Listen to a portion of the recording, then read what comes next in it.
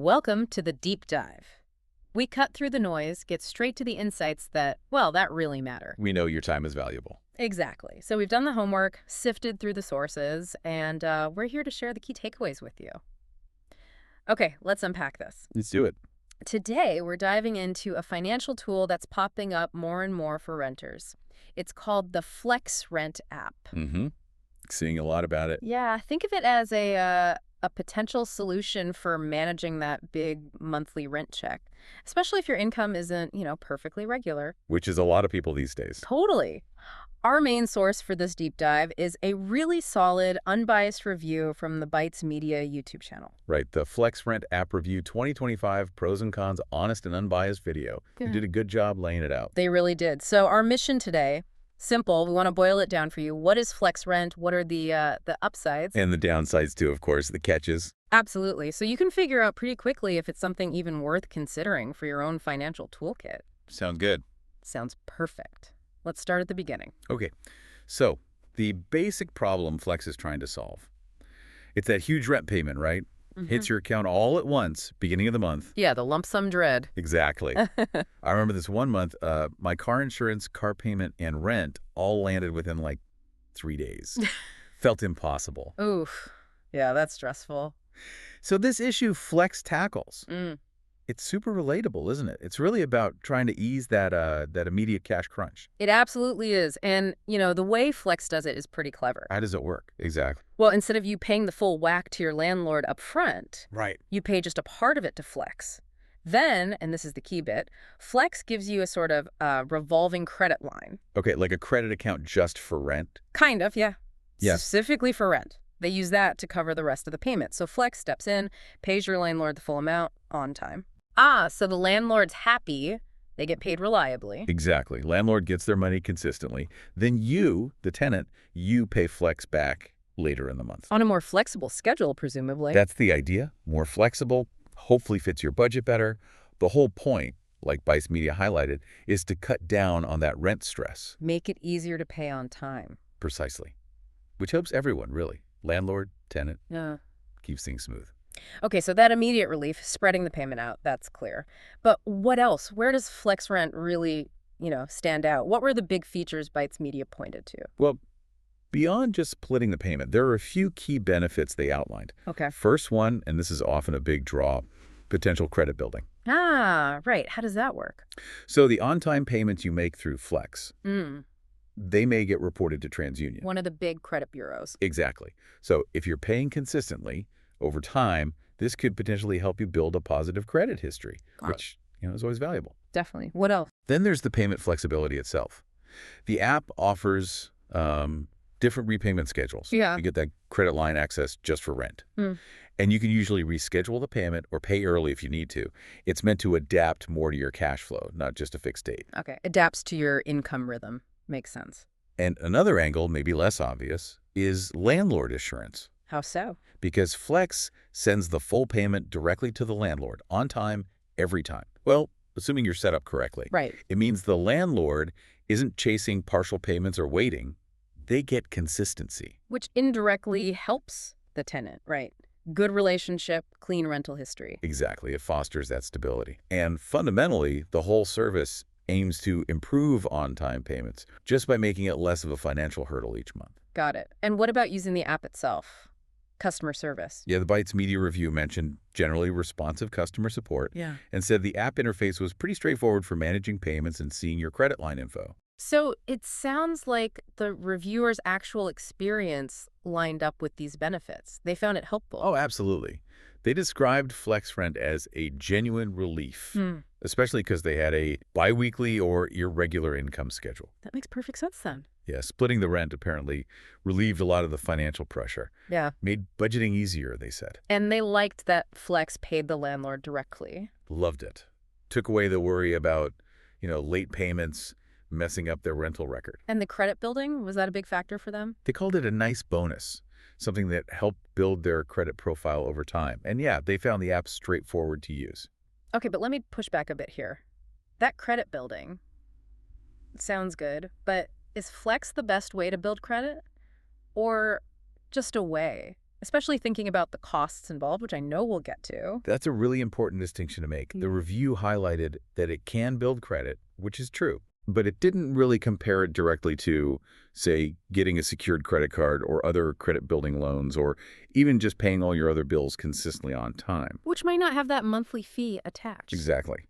So while Flex offers potential credit building, you absolutely need to weigh that against its cost and can consider if other, maybe cheaper methods might be a better fit for your specific goal of building credit. It's a benefit, but maybe not the primary reason to sign up for everyone. That's a great clarification. It paints Flex as this tool that can really change how you handle rent. But yeah, with that cost caveat and maybe better alternatives for just credit building. Okay, so that leads us perfectly into the flip side. Because no financial service is all sunshine, right? It never is. What were the drawbacks, the potential pitfalls Bytes Media warned users about? What should people really scrutinize? Right. Got to look at the other side. And the review was very, very clear about the fee structure. This is probably the biggest thing. Okay, let's hear it. What are the costs? So first off, there's a monthly membership fee. Currently, it's $14.99. Just to be part of the service each month. Correct. Then, on top of that, there's a 1% bill payment fee every time Flex actually pays your rent for you. 1% of the total rent amount. Yep. And there can be more fees, additional processing fees, if you decide to repay Flex using a credit card instead of, say, a bank account. Wow. Okay, so those can stack up. Let's put some numbers on that. Say rent is, I don't know, $1,500. Okay, good example.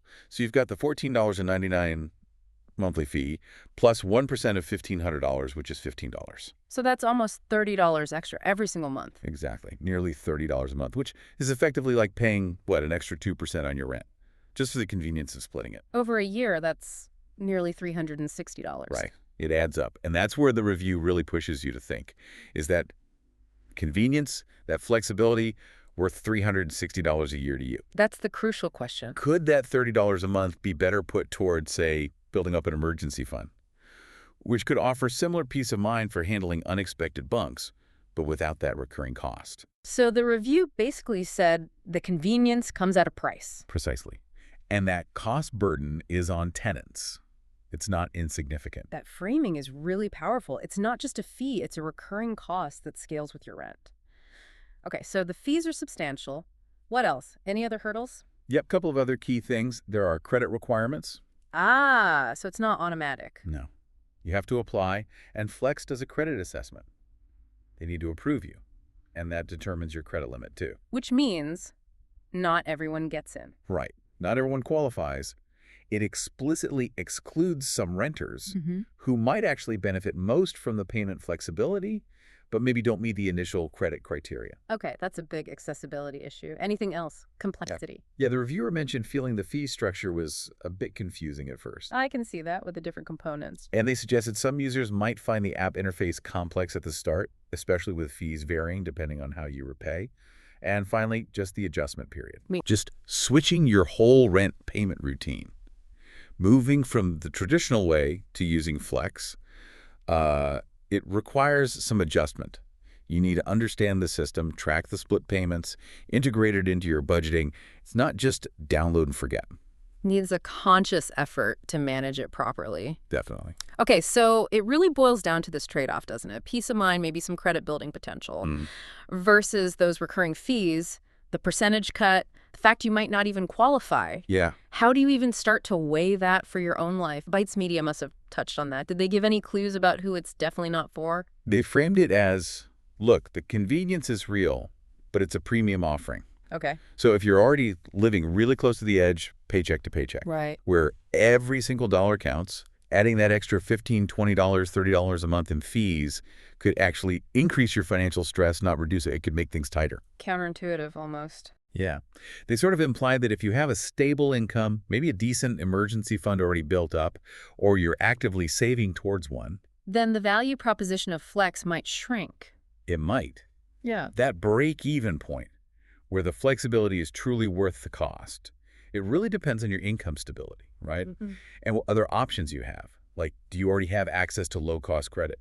Do you have savings? Or maybe compare it to landlord late fees. Exactly. If you frequently get hit with late fees from your landlord, and those fees are more than what Flex charges, Then Flex could actually save you money. could be a net positive in that specific scenario. Hmm.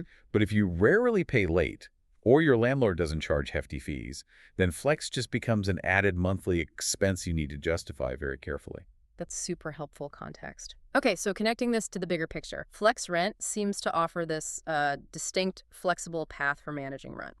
By splitting payments, giving you that credit line access. And the key thing is it aims to get the landlord paid upfront on time, which in theory is good for everyone. Right, especially landlords who value that consistency. And for tenants, particularly those with variable incomes, it can lower stress, potentially help with credit, maybe make budgeting feel easier. It definitely solves a clear problem for a certain segment of renters. So let's bring it home for the listener.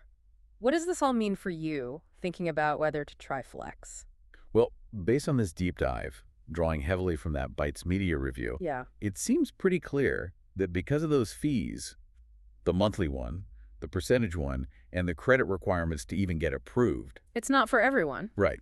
It's likely best suited for those who can comfortably afford the costs and who really value having more control over their rent payment timing. Maybe because their income is genuinely unpredictable. Exactly. It's not some magic fix. It's a tool, but a tool with a specific user profile in mind and associated costs. So you really have to look hard at your own finances. Absolutely. Your budget, how predictable your income actually is, and whether those fees are genuinely worth the flexibility and peace of mind for you. Because if those fees just stretch your budget even thinner, It could be completely counterproductive.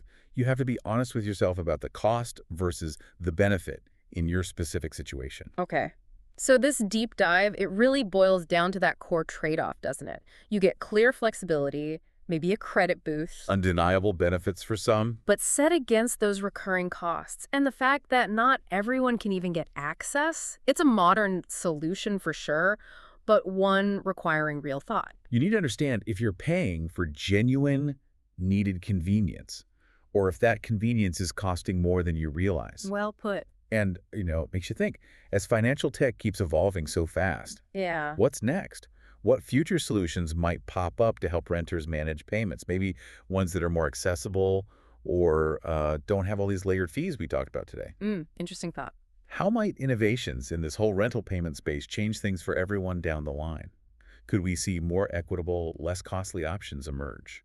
Those are definitely fantastic questions to chew on. We really hope this deep dive gave you a much clearer picture of FlexRent. Hopefully empowering you to make an informed choice that fits your life. Exactly. Thanks so much for joining us today. Yeah, thanks for tuning in. We'll see you on the next deep dive.